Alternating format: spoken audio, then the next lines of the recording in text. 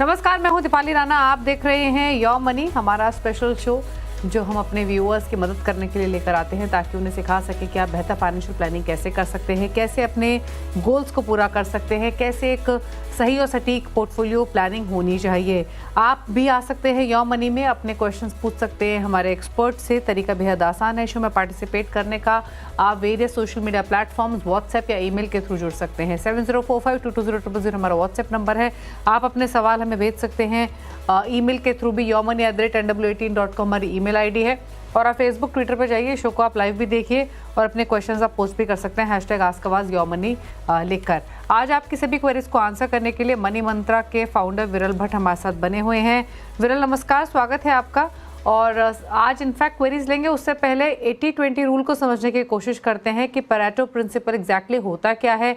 जब financial planning की बात आती है तो 80-20 रूल की क्या रेलेवेंस है, प्लीज़ बताइए। शुक्रिया दीपाली, आपने ये शो पे बुलाया। काफ़ी इंटरेस्टिंग है। देखिए दीपाली, हमने बहुत बार शो पर कहीं ना कहीं कुछ प्रिंसिपल्स के बारे में बात की होगी। ऐसा ही एक प्रिंसिपल जो है वो है 80-20। अभी 80-20 प्रिंसिपल यानी क्या, पहले तो इसका थोड़ा सा बैकग्राउंड मैं बताना चाहूँगा दर्शकों को।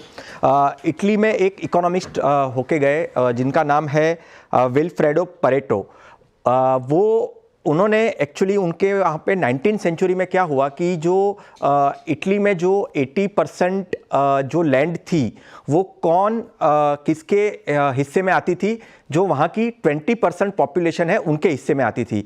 और तब से ये जो 80-20 19th सेंचुरी से जब से ये 80-20 का जो रूल है अलग अलग डोमेन में लोग अप्लाई करने लगे और काफ़ी जगह पे तो काफ़ी अच्छी तरीके से कारगर साबित हुआ है। फाइनेंस की बात करें तो मुझे लगता है डेफिनेटली फाइनेंस में भी कहीं ना कहीं ये 80-20 का रूल अप्लाई होता है, लोग कर सकते हैं। हालांकि लोगों को समझना ये ज़रूरी है और मैं ये बताना चाहूँगा कि देखिए बहुत ही सब्जेक्टिव होता है, पर्सन टू पर्सन डिफर भी होता है, बट कहीं ना कहीं ये 80-20 रूल को समझने की बहुत ही ज़रूरत है। मार्केटिंग में डेफिनेटली काफ़ी अच्छी तरीके से अप्लाई होता है और सक्सेस होता हुआ दिखा है। सिमिलरली फाइनेंस में कैसे होता है, मुझे लगता है 3 से 4 चीज़ें हमको पहले समझनी चाहिए 80-20 के संदर्भ में। पहले तो 20% of your investment might generate 80% of your returns. यानी ऐसा कहते हैं कि आपका जो ओवरऑल पोर्टफोलियो है वो उसका जो 20% का जो इन्वेस्टमेंट है, आपका पूरा पोर्टफोलियो में से जो 20% का जो इन्वेस्टमेंट्स है वो आपका 80% का रिटर्न जनरेट करके दे सकता है। अभी हम स्पेंडिंग करते हैं, हम हमेशा बजटिंग की बात करते हैं, एक्सपेंसेस के बारे में बात करते हैं, अनवांटेड एक्सपेंसेस के बारे में बात करते हैं।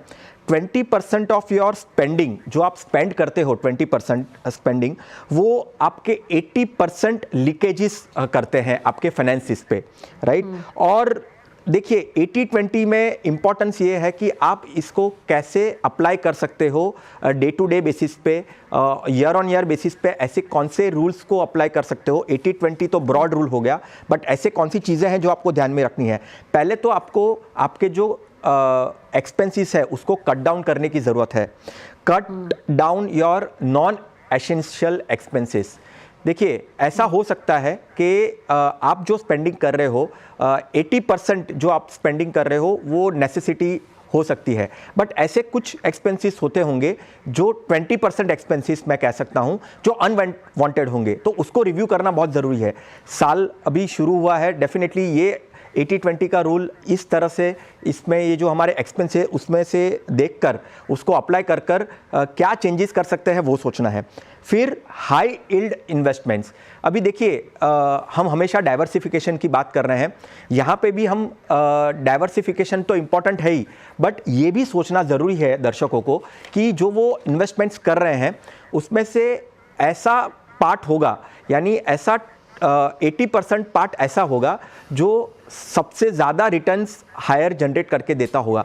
तो यहाँ पे ये समझना है कि ये जो 20% जो है वो 20% कैसे उसको और अच्छी तरीके से वो हाई रिटर्न्स की तरफ लेकर जा सकता है।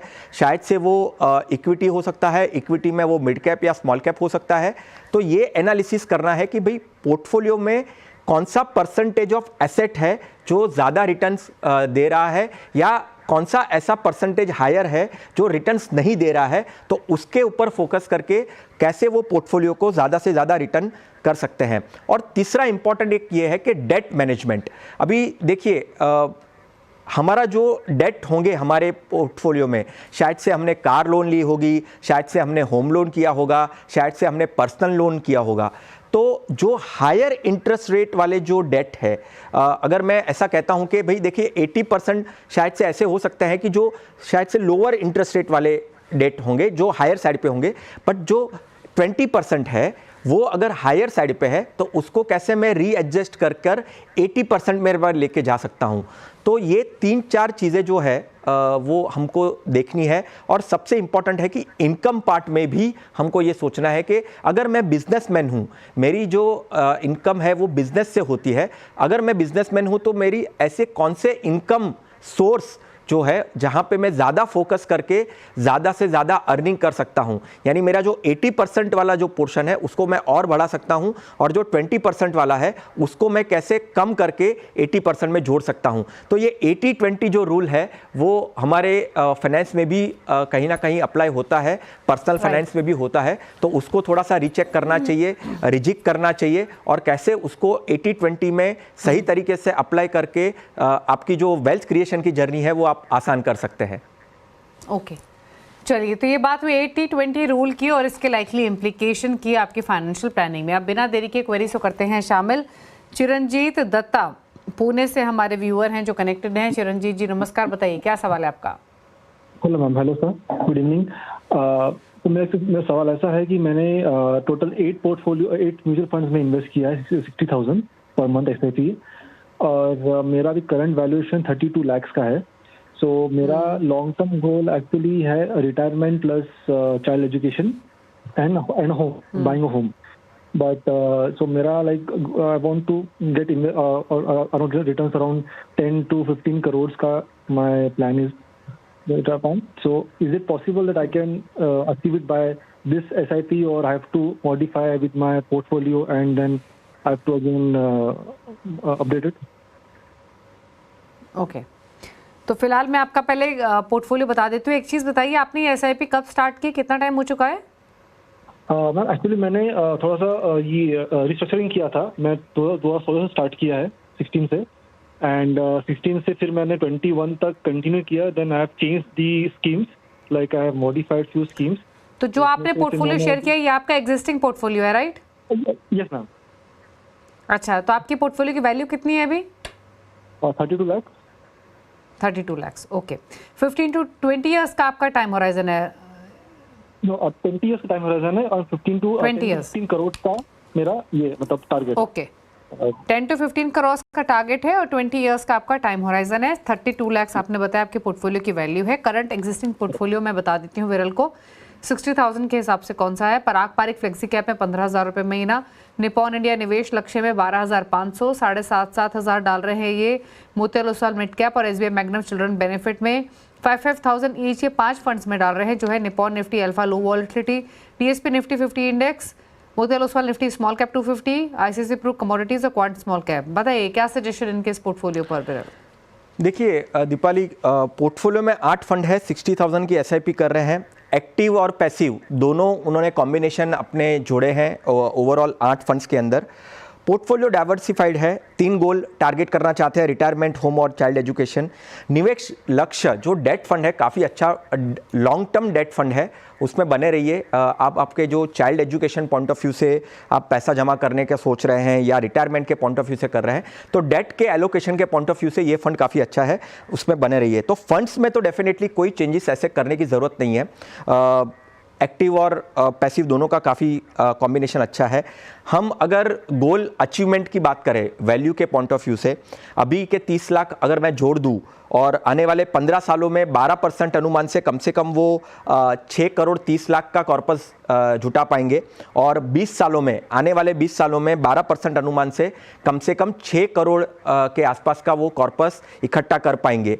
मैं अगर ये जो 30 लाख का जो अभी करंट पोर्टफोलियो है उसको नहीं जोड़ता हूँ तो वो 15 साल में 3.3 करोड़ और 20 साल में कम से कम 6 करोड़ का कॉर्पस वो जुटा पाएंगे। यानी 5 साल एडिशनल, 15 से 20 साल भी अगर वो और बन जाते हैं, रुक जाते हैं, 15 साल में कोई भी पैसे को वापस नहीं लेते हैं और 20 साल तक रुकते हैं, तो कम से कम 6 करोड़ का कॉर्पस बन सकता है। अगर ये 30 लाख का ना करूं ऐड तो भी, और अगर 30 लाख को ऐड करता हूं करंट पोर्टफोलियो वैल्यूएशन को, तो कम से कम ओवरऑल 9 करोड़ का कॉर्पस वो बना पाएंगे आने वाले 20 सालों में। ओके, तो आपके पोर्टफोलियो को लेकर राय दी गई है। 9 करोड़ के आसपास का कॉर्पस आप इकट्ठा कर सकेंगे 20 इयर्स में, और आपके पोर्टफोलियो को लेकर भी सलाह दी गई है। डाइवर्सिफाइड है, कॉम्बिनेशन ठीक है एक्टिव पैसिव फंड्स का, लंबी अवधि के हिसाब से जो आपने निवेश लक्ष्य फंड चुना हुआ है वो बेहतर है। इंश्योरेंस और इन्वेस्टमेंट को यूजुअली अलग रखना चाहिए, वो एक एडवाइस आपको दी गई है। बात करते हैं अब अगले व्यूअर से। विंकल आहूजा पंजाब से हमारे साथ कनेक्टेड है। विंकल जी नमस्कार, बताइए सवाल। नमस्कार मैम। मैम मेरी जो SIP है जी, मेरी जो SIP है वो निपॉन स्मॉल कैप में है, कुछ 3000 के करीब। क्वांट स्मॉल कैप में है 3000 के करीब। ओके। और मोतीलाल ओसवाल मिड कैप में है। SBI की लॉन्ग टर्म फ्लेक्सी कैप में है।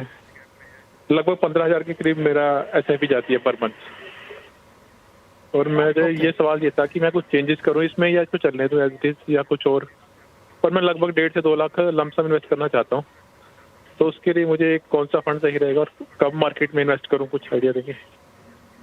ओके, तो 15,000 के एग्जिस्टिंग मंथली SIP से 10 to 12 ईयर्स का इनका व्यू है।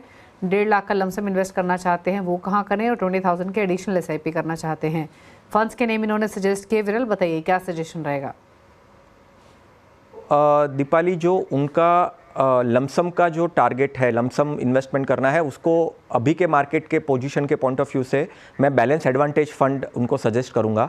ICICI का बैलेंस एडवांटेज फंड में वो निवेश कर सकते हैं, जो 1.5 लाख से 2 लाख वो वन टाइम इन्वेस्टमेंट करना चाहते हैं। बाकी 20,000 एडिशनल SIP के पॉइंट ऑफ व्यू से भी वो ऐड करना चाहते हैं, जो अभी उनकी करंट SIP है उसके अलावा और 20,000 भी ऐड करना चाहते हैं। पहले तो थोड़ा पोर्टफोलियो के बारे में बात करते हैं।